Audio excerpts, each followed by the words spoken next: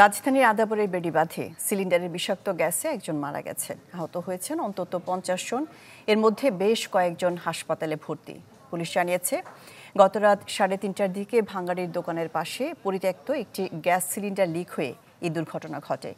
Gas লিকের ফলে দোকানের আশপাশের প্রায় 50 জন গুরুতর অসুস্থ হয়ে পড়েন। হাসপাতালে নেওয়ার পর মারা যান কবির হোসেন নামের একজন। চিকিৎসকদের ধারণা, কার্বন মনোক্সাইড গ্যাসের বিষক্রিয়ায় এই দুর্ঘটনা। নগদে 500 টাকা বা তার বেশি পেমেন্টে পেতে পারেন ঢাকায় জমিসহ 20 কোটি টাকার পুরস্কার।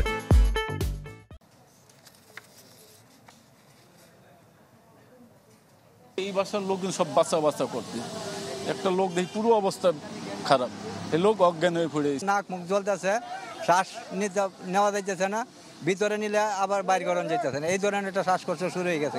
6 জন আমাদের এখানে ভর্তি আছেন। 6 জনের মধ্যে একজন আশঙ্কাজনক ছিল, কিন্তু মেডিসিন বিভাগের যিনি দায়িত্বে আছেন সহযোগী অধ্যাপক ডক্টর নন্দিতা পাল, উনি জানিয়েছেন এই রোগীকে পর্যাপ্ত অক্সিজেন এবং রেসপিরেটরি গ্যাস সাপ্লাই দিয়ে সেই রোগীটাকে রিস্টোরেশন অর্থাৎ পুনরুদ্ধার করা হয়েছে। এ বিষয়ে আরো জানাতে আমাদের সাথে যোগ দিচ্ছেন কাজী ফয়সাল। কাজী ফয়সাল, আদাবরের বেড়িবাঁধে যে অংশে গ্যাস লিকেজ হয়েছে, দেখা যাচ্ছে যে সেখানে ব্যারিকেড দেওয়া আছে। ফায়ার সার্ভিস সেখানকার পরিবেশ নিয়ে কি বলছে? মানুষজন যাতায়াত করতে পারছে কিনা? আর যে 50 জন আহত হয়েছে তাদের কি অবস্থা? শাহনাজ, 50 জন আহত হয়েছে, এটি একদম এখানকার যারা লোকজন আছেন তারা আমাদেরকে জানিয়েছেন। তবে সরদ্দি মেডিকেলে আমরা পেয়েছি মোট 15 জনকে। এর মধ্যে তো একজন মারা গেলেন।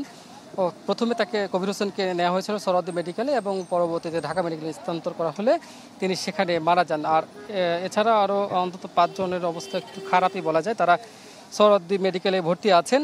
এবং কিছুক্ষণ আগেই এই ঘটনাস্থলে কিন্তু সিআইডির ক্রাইম সিন এসেছে এবং তারা এখান থেকে বিভিন্ন আলামত সংগ্রহ করছে। আমরা আপনাদেরকে দেখাচ্ছি যে মূলত যে সিলিন্ডারের ভিতর থেকে বিষাক্ত গ্যাস ছড়িয়ে গিয়েছিল চারদিকে গতকাল রাতে, এখন পর্যন্ত সেই গ্যাসের দুর্গন্ধ কিন্তু আমরা এখনও পাচ্ছি। এবং এই গ্যাস থেকে একটু পেছনেই কিন্তু ভাঙাড়ির দোকান। তো এই দোকানের যিনি আছেন তাকে পাওয়া যায়নি, দোকানের মালিক, তবে তার ছেলেকে আটক করেছে পুলিশ। পুলিশ বলছে যে এই ঘটনায় আইনগত ব্যবস্থা নেওয়া হবে, যেহেতু ইতিমধ্যেই একজন মারা গেছেন, আরও বেশ কয়েকজন আহত হয়ে হাসপাতালে চিকিৎসাধীন আছে। তবে তাদের আহতদের একটি অংশ কিন্তু হাসপাতাল থেকে রিলিজ নিয়ে বাসায় ফিরেছেন, তবে তারা কিছুটা শ্বাসকষ্টে ভুগছেন।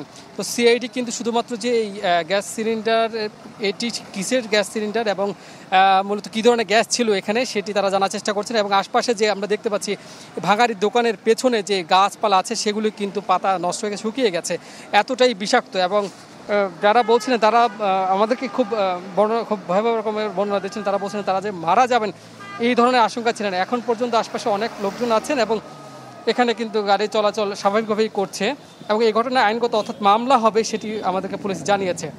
শাহনাজ। জি কাজী ফয়সাল, আপনাকে ধন্যবাদ।